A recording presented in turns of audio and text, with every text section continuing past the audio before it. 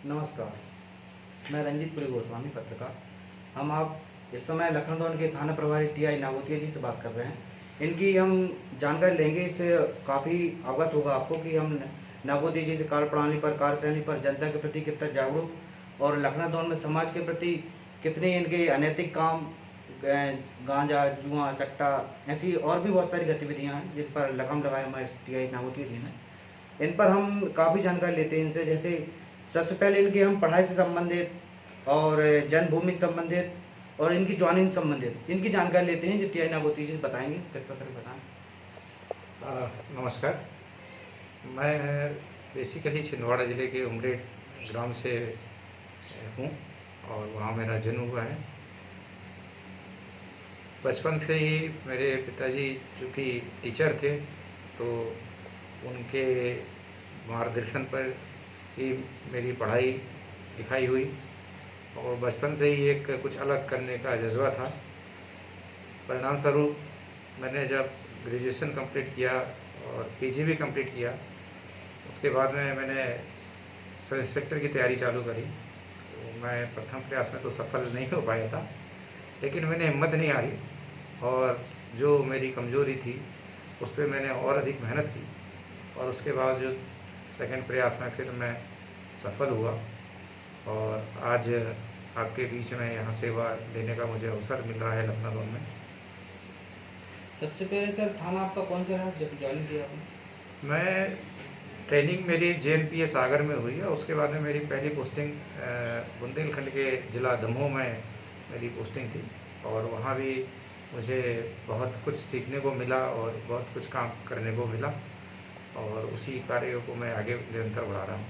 दमोह जिला से आपने शुरुआत की और जैसे अनेकों थाने आपने ज्वाइनिंग ली और अनेक थाने में आपने सेवा दी, सबसे कठिन दौर कौन से थाने का रहा?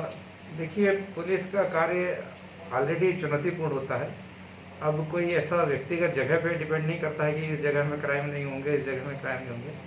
क्राइम रोकना हमारी जो है महत्वपूर्णता रहती है, प्रिवेंशन, और उसके लिए हम स्टाफ के साथ में वरिष्ठ अधिकारियों के मार्गदर्शन में लगातार काम करते हैं और परिणाम स्वरूप अच्छे रिजल्ट हमको मिल रहे हैं। जैसा कि सर आप जब सेवाएं देते हैं उस समय राजनीतिक दबाव भी बहुत आते हैं, इस पर फिर कैसे सामना किया जाता है? देखिए, ये एक अलग चीज़ है। कोई भी चीज़ है जो राजनीतिक दबाव वाली बात हो या किसी भी प्रकार के दबाव की बात हो, ये अपने ऊपर निर्भर करता है।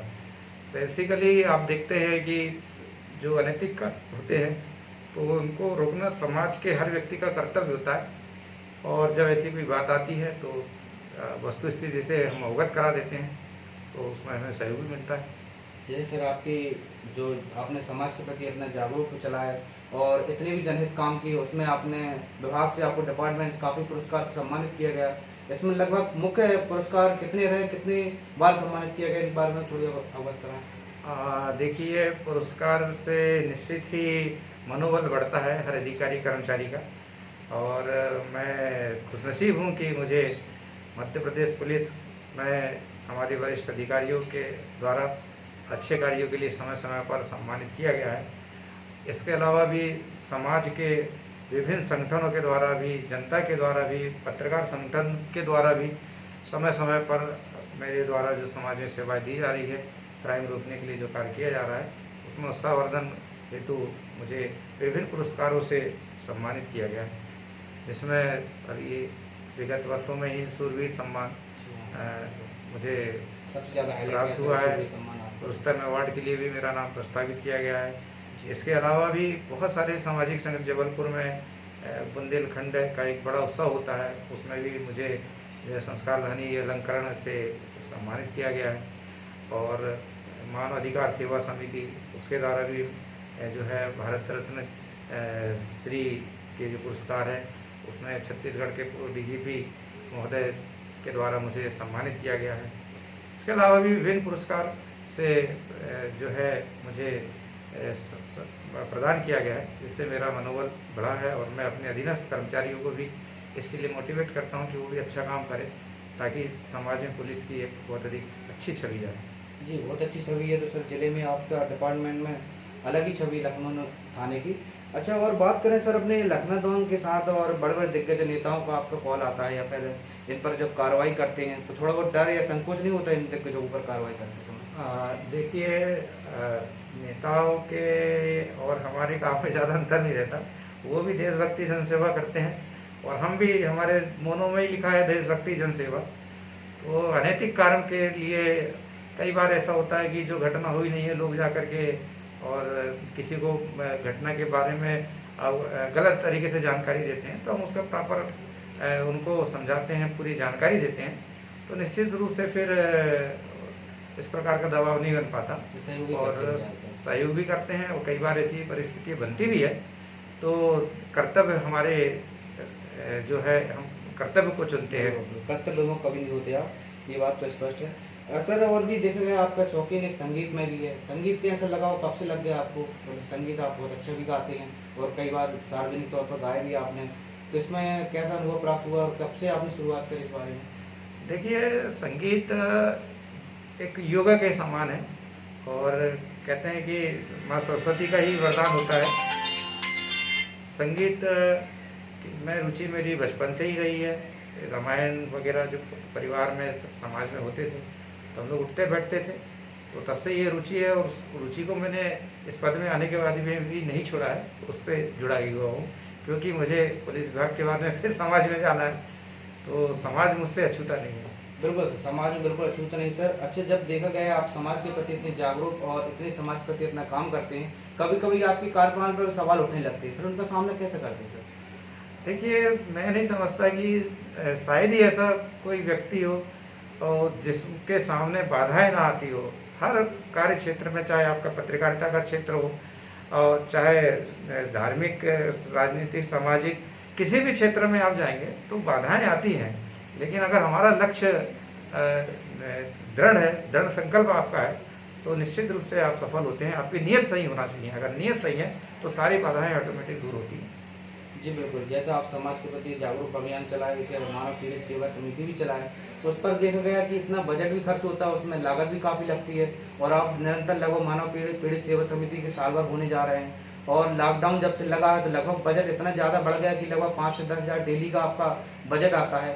तो मेरा ये सवाल है कि इतना बड़ा बजट आप कहाँ से कैसे मैनेज करते हैं? देखिए, ये कोई ऐसा नहीं है। एक अच्छे कार्य के लिए, दान के लिए जो है किसी उसकी आवश्यकता नहीं होती है कि उसका आकलन किया जाए। जो अच्छे लोग हैं, समाज के अच्छे लोग हैं, वो, उनको लग रहा है कि हम पुलिस अच्छा काम कर रही है, तो वो कंधे से कंधे मिला करके हमारा सहयोग कर रहे हैं। और उसमें मैं आप सभी पत्रकार बंधुओं को भी धन्यवाद देना चाहता हूँ। आपके माध्यम से भी मुझे बहुत सहयोग मिल रहा है, ताकि मैं समाज में जो अति कमज़ोर वर्ग के लोग हैं उनकी हम सेवा कर सकें। कोई भूखा ना रहे, कोई बीमार ना रहे। इसके साथ साथ कानूनी जो हम कार्रवाई करते हैं वो तो कर ही रहे, साथ में हम, चूँकि देशभक्ति जनसेवा हमारा एक नारा ही है पुलिस विभाग का, तो ऐसे लोगों के साथ में पूरी संवेदनशीलता बरतते हुए उन तक सहायता पहुंचाना भी हमारा कर्तव्य है। और उसमें समाज के काफ़ी अच्छे लोग और संगठन, सारे लोग मिलकर के हमको सहयोग प्रदान कर रहे हैं। और निश्चित रूप से अभी लगातार 60-62 दिन हो गए, आप देख ही रहे, लगातार जो भी हमारे गरीब, भूखे प्यासे प्रवासी हैं या लखनऊ जोन के निवासी हैं, जो अति गरीब है, अपंग है, लाचार हैं, उनको निरंतर भोजन की व्यवस्था थाने से कराई जा रही है एवं आहार, उनको राशन वितरण का कार्यक्रम भी निरंतर जारी है। बिल्कुल सर, ऐसा समाज में जितना जागरूक है, उसके साथ आप उन कर्तव्यों को इतना ज़बरदस्त निर्वहन करते हैं, बावजूद समाज में इतना ज़बरदस्त पहल चलाते हैं और सभी हर तबके के लोगों का ध्यान रखते हुए समाज में जितना बन सके उतना आप करते हैं। और जिस थाने में रहे, सभी थाने में आपने ये कार्यप्रणाली करे और इतने अच्छे काम किए, तो ये लोगों की चर्चाएं हैं। कहीं आप राजनीति में कुछ तो नहीं करेंगे आने वाले समय में, करियर समझते हैं क्या? देखिए, राजनीति में मेरा कोई इंटरेस्ट नहीं है। चूँकि ये तो जो व्यक्ति जहाँ है वो उस पद में रह के, उस जगह में रह के देश सेवा कर सकता है। केवल पुलिस विभाग ही नहीं है या राजनीतिक क्षेत्र ऐसे ही नहीं है कि हम उस राजनीतिक क्षेत्र में जाकर ही जन सेवा कर सकते हैं। जो व्यक्ति जहाँ है, चाहे वो छोटा से छोटा नगर पालिका का हमारा एक सबसे छोटा कर्मचारी है, तो वो भी सेवा भाव से अगर अपना कर्तव्य कर रहा है तो वो भी एक बहुत अच्छी सेवा होती है, मानव धर्म होता है। और उसको भी उतना ही सम्मान मिलना चाहिए जितना राजनीति में रहकर के जो राजनीतिक हमारे नेता सेवा करते हैं जनता की, तो उनको जो सम्मान मिलता है वही सम्मान भाव हमारे छोटे से छोटे अधिकारी कर्मचारी, चाहे जो भी जिस पद पर व्यक्ति हो, अगर वो सही हृदय से सेवा कर रहा है तो उसको राजनीति से नहीं जुड़ाना जाना चाहिए। बिल्कुल सर, यहाँ लखनऊ दोनों आप अन्य थानों के साथ लखनऊ दोनों थाना भी काफ़ी सुरक्षित है। यहाँ पर अफीम, गांजा, सट्टा, जुआ जैसे अन्य अनैतिक काम संचालित होते रहे, सभी मकर जाल से जकड़ा हुआ था। अभी देखने को आया कुछ समय से, जब से आए तब से लगाम लगी हुई है। फिर भी देखने को आता है सर, लॉकडाउन के चलते शराब तो लगभग बंद ही रही, अभी कुछ समय से खुलना चालू हुई, लेकिन जब शराब बंद रही, टोटल बंद है और हर जगह बिकना बंद है, बावजूद देखा नशेड़ियों को रोड में आते हुए देखे, उसके बाद भी शराब पीते हुए देखे। सर ये कहाँ से शराब संचालित होती है और कैसे निकल के आती है, सर सवाल खड़े होते हैं। देखिए, ये एक आपने अच्छा प्रश्न पूछा है कि जो नशा है वास्तव में ये हमारे जो समाज की सबसे बुरी जड़ कहना चाहिए, ये नशा होती है। और वर्तमान परिस्थिति में आप देख रहे हैं लॉकडाउन है और हर एक पुलिस कर्मचारी, स्वास्थ्य विभाग का कार्यकर्ता, नगर पंचायत के कर्मचारी, प्रशासन, हर तरह से जितना उनसे कोशिश हो रही है लॉकडाउन का पालन कराने के लिए और लोगों की मदद करने के लिए पूरी तरह से 24 घंटे तत्पर है। और रही बात शराब की, तो लखनऊ जोन में हमने काफ़ी कंट्रोल किया हुआ है, लेकिन लखनऊ जोन एक कस्बा मात्र नहीं है, क्योंकि नगर पंचायत क्षेत्र है और इसके अंतर्गत बहुत सारे ग्रामीण क्षेत्र आते हैं। अन्य थाना की बॉर्डर भी हमसे लगी हुई है, तो कई बार ऐसा होता है कि जो चूँकि लॉकडाउन है, लोग घर पर ही हैं, शराब नहीं मिल रही है, तो कई बार वो घर में ही अपना शराब का निर्माण कर लेते हैं। तो कई बार हमको सूचना मिल पाती है, कई बार सूचना नहीं भी मिल पाती है। इसके परिणाम स्वरूप कुछ अपवाद इस प्रकार से रोड में नजर आ जाते हैं, लेकिन जब भी हमको किसी प्रकार की सूचना मिलती है तत्काल उसमें कठोर कार्रवाई की जाती है। और अभी लगातार हमारे यहाँ पर आबकारी के कई प्रकरण बनाए जा रहे हैं। पिछले वर्ष संपूर्ण जिले में सर्वाधिक आबकारी एक्ट की कार्रवाई लखनऊ थाना में हुई थी और उसी क्रम को हम अभी भी जारी किए हुए हैं। बिल्कुल, जाते जाते एक सवाल और सरल थे, इस पर देखा गया है लखनऊ दोनों में कार्रवाई तो बहुत जम के होती है। हर वाहन में देखे, चाहे वाहन चेकिंग संबंधित हो या जहाँ भी अनैतिक काम गतिविधियाँ हो, वहाँ भी देखे आपका छापामारी कार्रवाई ज़बरदस्त रही। चाहे 24 घंटे दिन रात समय कोई भी समय नहीं देखा गया, हर समय आप तत्पर रहे, जैसे सूचना मिली और कार्रवाई की। अभी बीच में ये भी देखा गया कि वाहनों पर बहुत जम की कार्रवाई, लगभग 100, 125, सैकड़ों मतलब वाहन जब्त किए गए। तो जब्त करने के बाद ये होता है कि सैकड़ों वाहन आपके थाने तक आ जाते हैं, लेकिन जब कार्रवाई करते समय आधे हो जाते हैं, ये कारण क्या है सर? देखिए, दो चीज़ होती है। हम जब कोई वाहन जब्त करते हैं, कई बार ऐसी परिस्थिति आती है कि कोई व्यक्ति जो है अपनी माँ की दवाई लेने जा रहा है, कोई व्यक्ति कृषि का कार्य के लिए जा रहा है, कोई अपनी पत्नी को, बच्चे को, माँ को लेके जा रहा है। तो कई बार ऐसी परिस्थितियों में मानवीय दृष्टिकोण रखते हुए समझाइश दे करके हम उनको वाहन छोड़ देते हैं। कई बार ऐसी परिस्थिति हो जाती है कि वाहन हम जब्त तो कर लेते हैं, लेकिन सभी को जो है न्यायालय सबके लिए बना हुआ है, तो लोग न्यायालय में अपना आवेदन लगा के सुब्रतनामा लगा देते हैं, तो न्यायालय से भी वाहन फिर न्यायालय के आदेश से हमको वाहन छोड़ने पड़ते हैं।